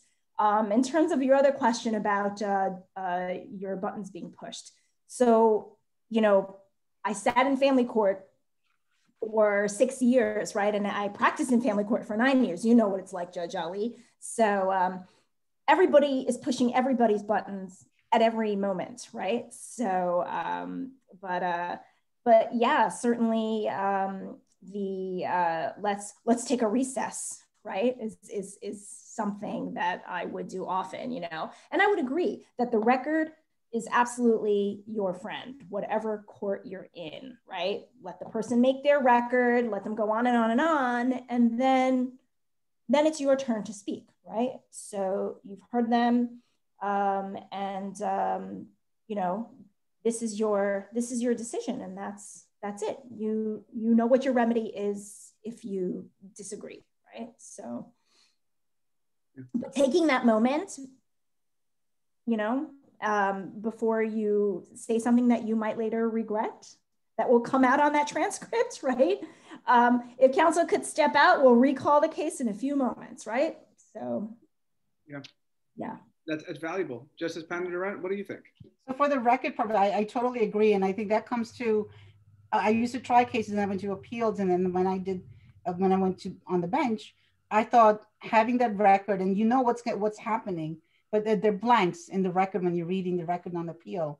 And so I think that's really, really important to create the record for lawyers and judges. And the same thing, because of my appellate background, I allow attorneys to speak what they need to say, have your say, but then I will make sure that, and speak slowly, because the court reporters can't keep up with you if you're angry and you're speaking fast. So you need to speak slowly to make sure that your words are there and that they get everything that you want to say. In terms of experiencing discrimination, I probably did, but I was probably oblivious to that.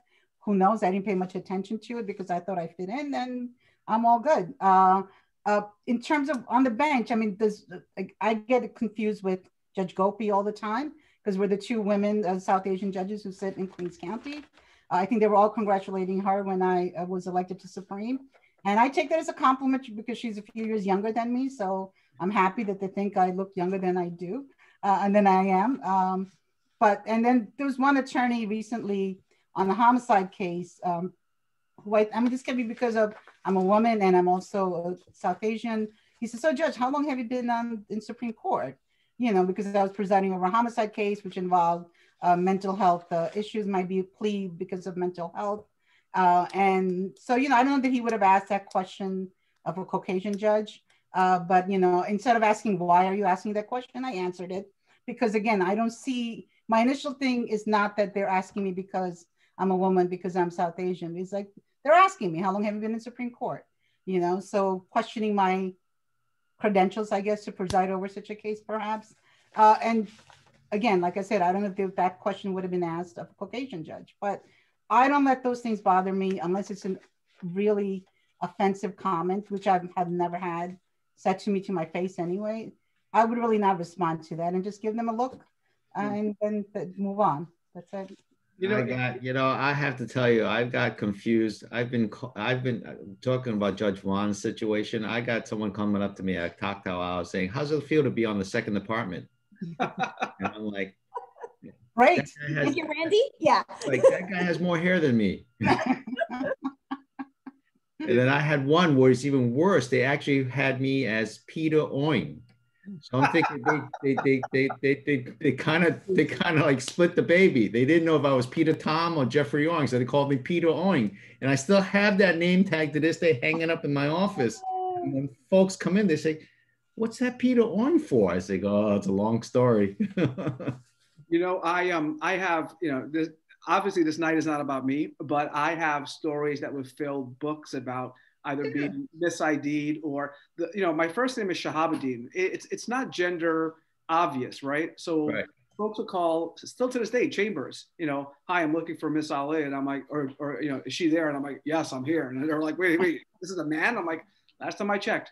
But a funny story about being confused with someone, a couple of years ago when we were still, you know, allowed to be amongst each other at events, I go to a bar association dinner at the Hilton downtown, and then I arrive halfway through, and a fellow who runs a pro bono project, he's an artist, painter, received the award, and he had his art out there.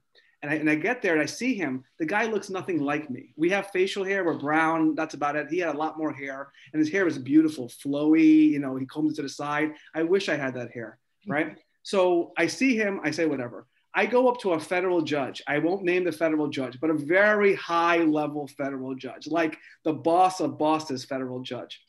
This judge beelines towards me. I'm going towards this judge, and I'm trying not to give a gender, but I'm going towards this judge.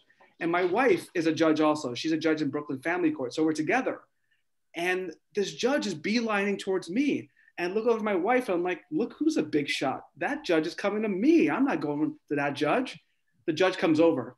It's an honor to be in your presence. I'm like, wow. The judge says, you know, you are just amazing.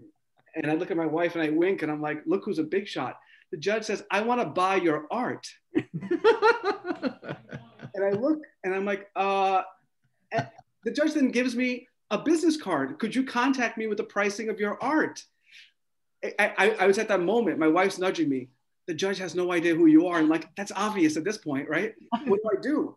My wife looks at me, take the card. So I took the card and I promised the judge I'll call her later with pricing for my art. And then we ran out of the room because clearly I was confused with the other guy. Well, did you give the card to the other guy? No. Oh man. I didn't want to insult the other guy to think that the judge mistake me for him, and he had much more hair and he was much more handsome. No, you could have said, I got you a sale. I need a commission. You owe me dinner. So it happens, you know, it happens, unfortunately. So one of the questions, you know, on a quick note, you know, sometimes misidentification is not a bad thing. Because, you know, when you get a litigant who's not happy and they come up to you and you say, you know, and you're like, no, I think you got me confused. If you're unhappy, go speak to Peter Tom. Yeah. You know, one other thing for judges and litigants, practitioners on the call about the record. You know, the record's a very interesting thing because at that moment, we're caught up in that moment, right? So it's like that moment of like satisfaction, that zing, then that lives on forever.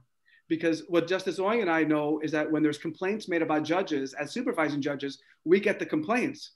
And I'm not interested in the he said, she said. I'm interested in the record. So we order transcripts. And I got to tell you, if I show 90% of the judges the transcripts I see and how they behaved, they would be embarrassed, right? So I think that's a good thing. Think about it this way. If you were to read the record, would you be embarrassed or would you be proud? And if you're embarrassed, don't do it, okay? So that's just a quick thing about the record. When I was trying cases, when you do the hearing, you get the record back. It's like, I start every question with "and," and I'm like, oh my God, that sounds terrible. Right. So exactly, read your record. Yeah. So we build this webinar for many things. It's also professional development. You know, you can thank us later. Thank us. It's just like emails. Before you hit that send key, right. Just give yourself a second. In the category of judicial diversity and the importance of it, and I think this will touch on a couple of questions that are still outstanding. The question is the pipeline, right? Like there's not much we can do about assignments, promotions, unless we get the judges, the applicants. So what can we do as a court system, not a court system, because I don't think we can do much as a court system, but just as a population to encourage the next generation, whether it's Asian American, African Americans, Latinos, doesn't matter, because diversity is diversity. What can we do? What can we start? One question I was asked earlier was about reaching lawyers and law students much earlier in their career as an option for the bench. And what can we do to start generating that level of interest, whether it's pro bono, whether it's public practice or private sector practice? What can we do? And let's change the order a little bit. Let's start with Justice Juan. Let's begin with you, Justice Pandit-Durant, and then Justice Oing. So I think that mentorship is a big part of this. You know, I teach this class for Binghamton University, my alma mater, in January usually. And this year we did it virtually. And it's just a legal practice issues class that gives undergraduates an idea of legal fields if they're interested in pursuing a career in law. So I speak about my process. I speak about the cases that I've dealt with and the courts that I've sat in. And I get feedback after that course is over. And some of the feedback that I got recently was that, you know, I never knew the process before. I never knew that a regular person could become a judge, right? And these are the things that I used to think too, even as an attorney. You know, how does a judge get up there? Did they just drop from the sky? Do you have to know the mayor? Do you have to be the mayor's sister? Do you have to know the governor? You know, and I didn't know anybody, right? So I think that as a mentor, that it's important to do things like this, to demystify the process. You know, I felt good about the fact that I was speaking to college freshmen, sophomores, juniors, seniors that really didn't know, you know, they weren't even done with college yet, right? But they're thinking about the law, right? And they're thinking, well, maybe I can become a judge one day too. And look here, Lillian Wan is a judge and she seems like a normal, regular person. And that's all I am. I'm just a regular person, right? So, you know, for people to understand the process and to understand it early, and to understand that there's no magic about it, right? So that's what I'll say. The issue is mentorship is a very big one, but do you think we should be reaching out earlier? You know, the old adage was that is that the judgeship was sort of like the end of a career. It's like the gold watch, right? That when you're towards the end of your career, you become a judge. It is a well-known fact that the judiciary now is much younger. Judges are in their early 40s, in their 50s, on the bench conceivably for many years. Should we be reaching out? Where's that pipeline? Where are we getting it? And then another question, and Justice Pandit-Durant, and I promise you're going to be able to answer all these subsections, is talk about cultural. Justice Pandit-Durant mentioned it earlier. Culturally, what's the inhibitor to us, like as Asian Americans? Do we need to like break out of our own shell to like sort of match the systems that we're in? So that's a lot of really good questions. Can I just, let me say something about the last question you asked, and I want to yield time to my fellow panelists. Yes.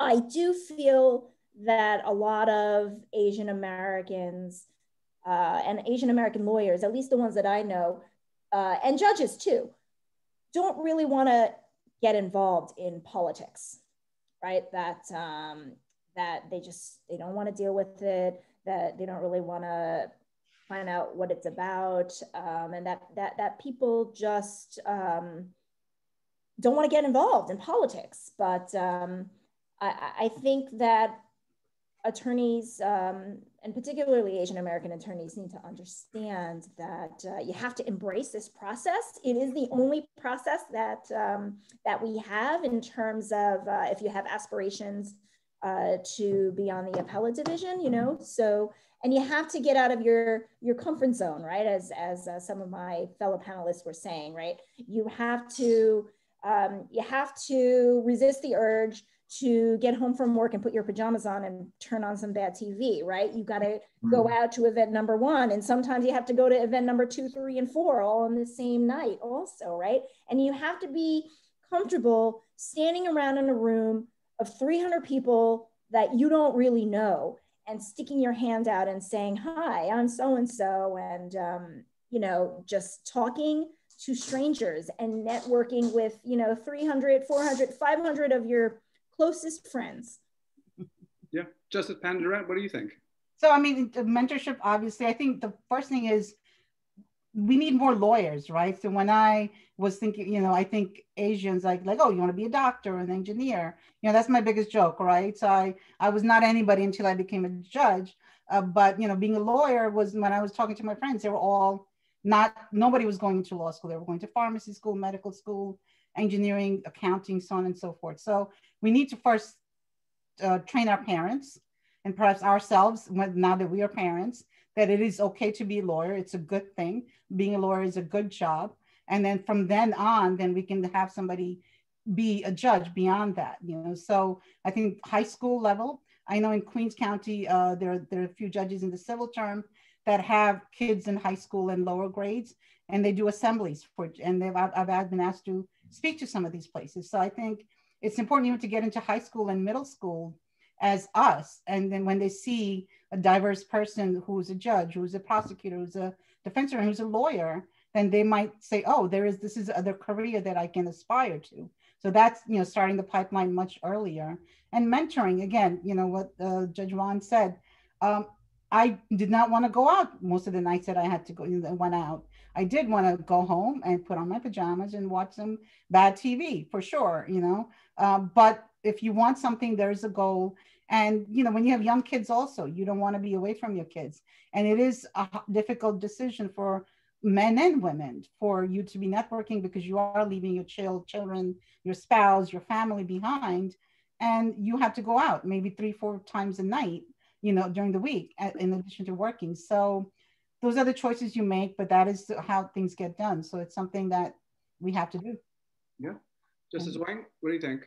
I always go, and when someone says to me they want to be a judge, I say to them, you know what? If I can do it, you can do it. Plain and simple. All right. And the other thing is, you don't need to look for any inspiration any more than to see the progress we've made. I mean, it's like we have a vice president now, African South Asian descent.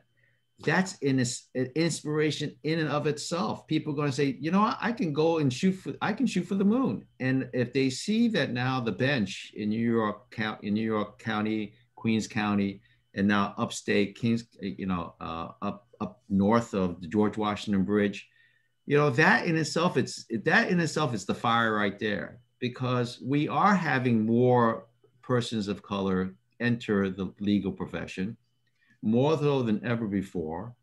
I see it now. I see guys coming into the television arguing every now and then.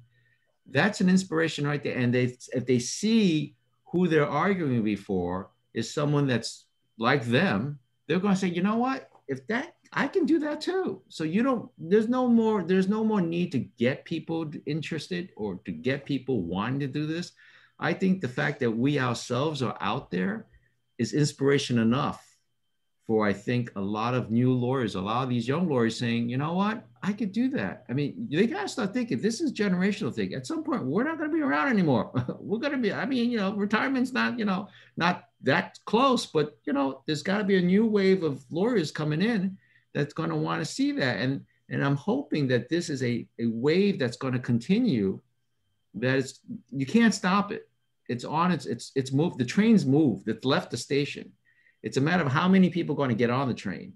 And we all of us, the 39 of us, someone mentioned 39, the 39 of us are inspiration alone, saying if the 39 of us can do it, we need another 39 to back us up.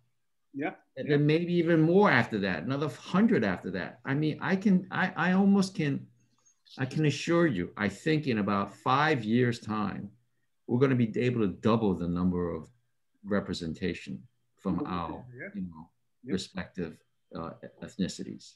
I'm really hopeful about that. A subsection question for you, Justice Oing, is that you were once a supervisor and administrator. So did you, in that position, one of the considerations is judicial diversity amongst commissions, amongst appointments. Did you have any reservations about applying for supervising judge? Did you put in thinking, I have no shot, I'm going to get it? What was that like? Well, that's an interesting question that you had to ask, because it wasn't, I'm trying to remember the process. I think it was just a matter of, a bunch of us were putting our names in. And I remember actually it was Fern Fisher, Ann Fowle, and Joan Carey. 3 former judges. Fern Fisher was at the time, the deputy chief administrative judge. Ann Fowle was the chief administrative judge, and Joan Carey was the administrative judge for Supreme Court. I remember the 3 of them were in the room, and the interview, it never dawned on me that I would be the first Asian if I got it. I just went in there, gave it my best shot, or gave it my best put my best foot forward. But in terms of diversity, in terms of other commissions and everything, I mean, that just goes back to what I said earlier. It all has to do with about people getting to know who you are. The important part of that is that you put your name in, right? Right, exactly. You put your name in. So when I applied, I put my name in, not thinking I would get it, but my name was out there. And then, you know, lightning strike. You know what they say? The old saying goes. I mean, I'm grateful for these little sayings. You know, nothing ventured, nothing gained. You know, what's the worst that can happen? Yeah. No. You know, one of the answer is no. So right. what? One of the nice things I heard about my selection was that other judges who thought they would never get a fair shot, started putting in for positions, and they would call me and ask me for advice and say, I would never have put in, but you got it, so you inspired us. Yeah, of course, exactly. George Silver, the deputy chief administrative judge, is probably like, where are all these people coming from? Is this Shah Ali factor? I should never. That's why I go back to the 39 of us that someone gave us the number. There are 39 of us. That's an inspiration in itself to the next generation. They got 39. Why don't we double that to 30 and another 39? So I'm going to go into a lightning round. We've all seen like these lightning round, you know, debates or whatever, lightning round. But I want to say something something that I observed, that everyone talked about elections north of the George Washington Bridge, right? You know, I live in Washington Heights. If I look out my window, I can see the George Washington Bridge. I was the chairman of Manhattan Community Board 12, which was Washington Heights and Inwood. And when people ask me where in Manhattan is in that neighborhood, I would say upstate Manhattan, right? Because we were so far upstate, the George Washington Bridge. It's a great bridge. Lightning round, ready? Yes or no? Panelists, do you believe that volunteer work as an arbitrator or mediator could assist attorneys in learning the judicial process? Justice Wan? Yes, I did that. Justice Pandit-Durant? Yes. Justice Oing?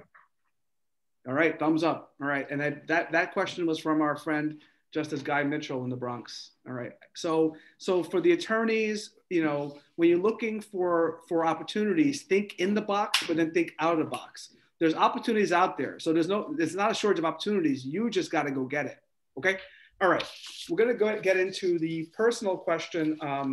What is your greatest accomplishments? I think we talked about them in detail. So if you want to limit it to a minute or two, what is your greatest achievements since becoming a judge? I'm just going to go middle. So Justice Pandit-Durant, 1 point. Well, again, because I think that there should be more diversity on the bench. You know, I, along with other people, started South Asian Indo-Caribbean Bar Association of Queens County, because even though there is a South Asian Bar Association in New York County, we felt there was a local need for Queens County, just so unique in so many different ways. And I'm trying to get more people, you know, just pushing them. Anytime I see a diverse person appear before me, I talk to them. What do you want to do? Where do you see yourself 5 years from now? Do you want to be a judge? Where do you want to go? And I have them start thinking about these things, you know, and start keeping a log of people you trying cases against and the names of the judges you appear before. Because if you ever want to be a judge or something, then you're going to need references. You're going to need to talk about all of these things. And so start keeping these things. Just, you never know. You don't know what you're going to want 5 years from now. So, Justice Wan, what is your greatest accomplishment, achievement since becoming a judge?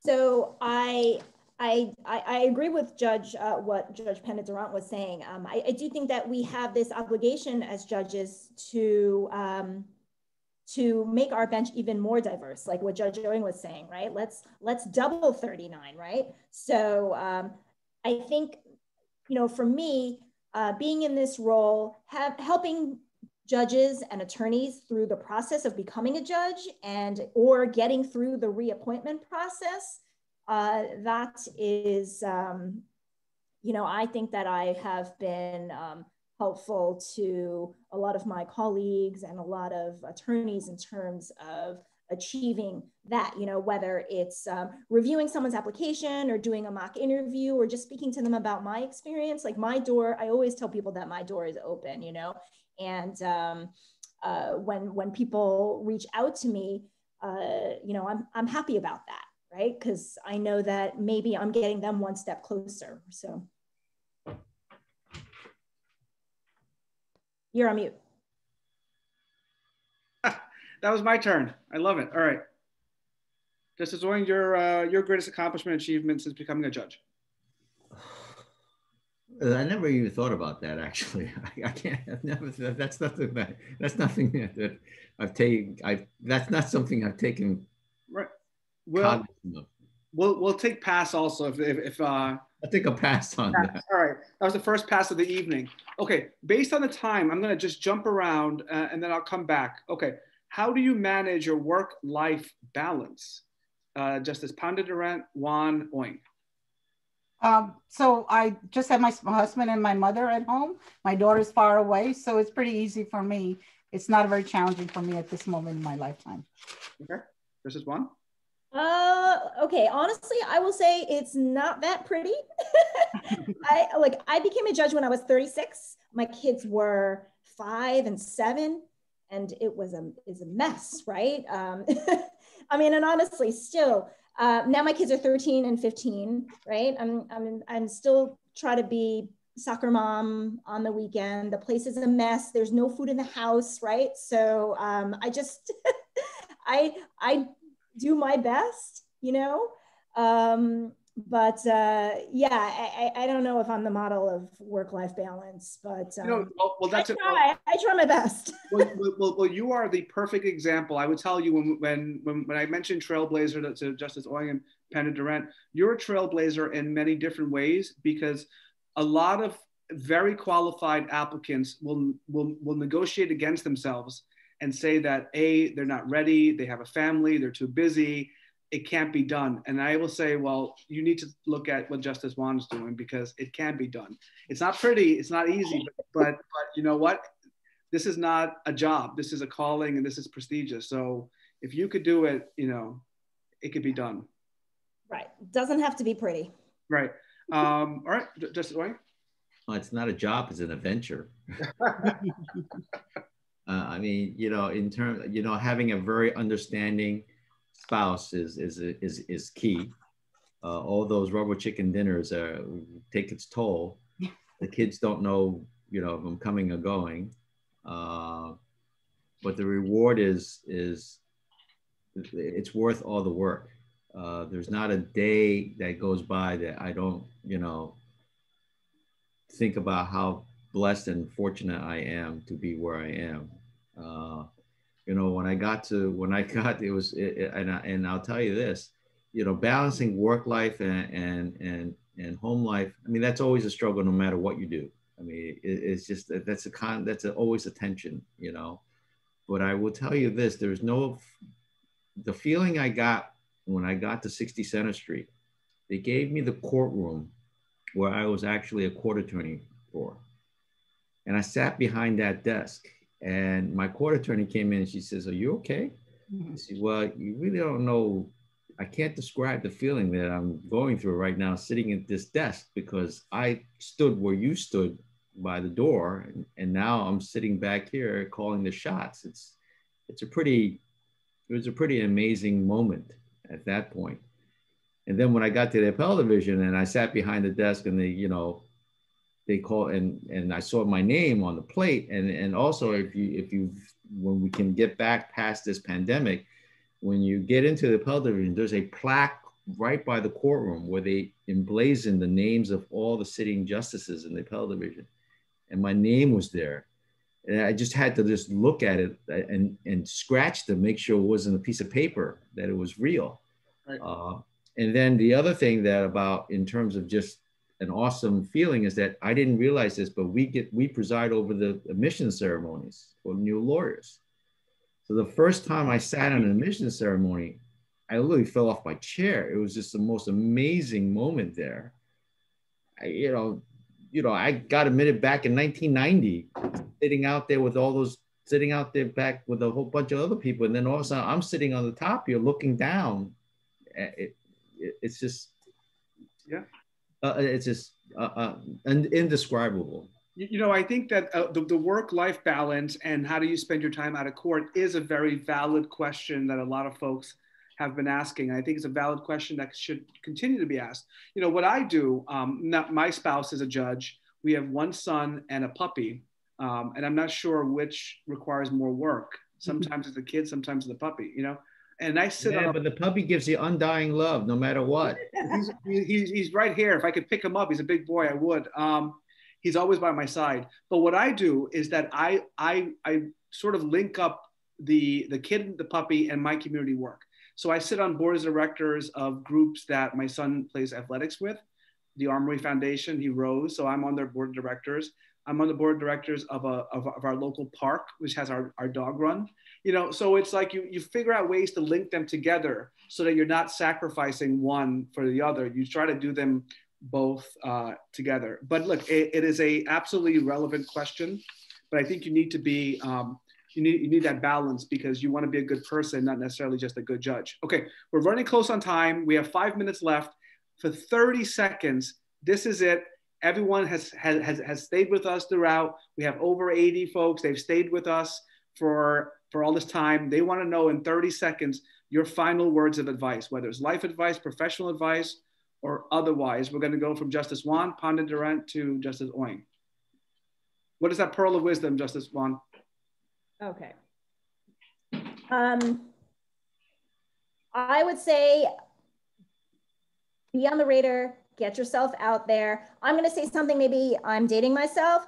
The Kermit the Frog Whisper campaign from Muppets Take Manhattan, right? In terms of getting your name out there, right? There's a scene in that movie where Kermit the Frog is at a restaurant and he has these little rat puppets talking about Kermit the Frog's great musical, right? And then all of a sudden, everybody in the restaurant is talking about that musical, right? So a little bit about what we're talking about. You want to get your name out there and you want people talking about you, right?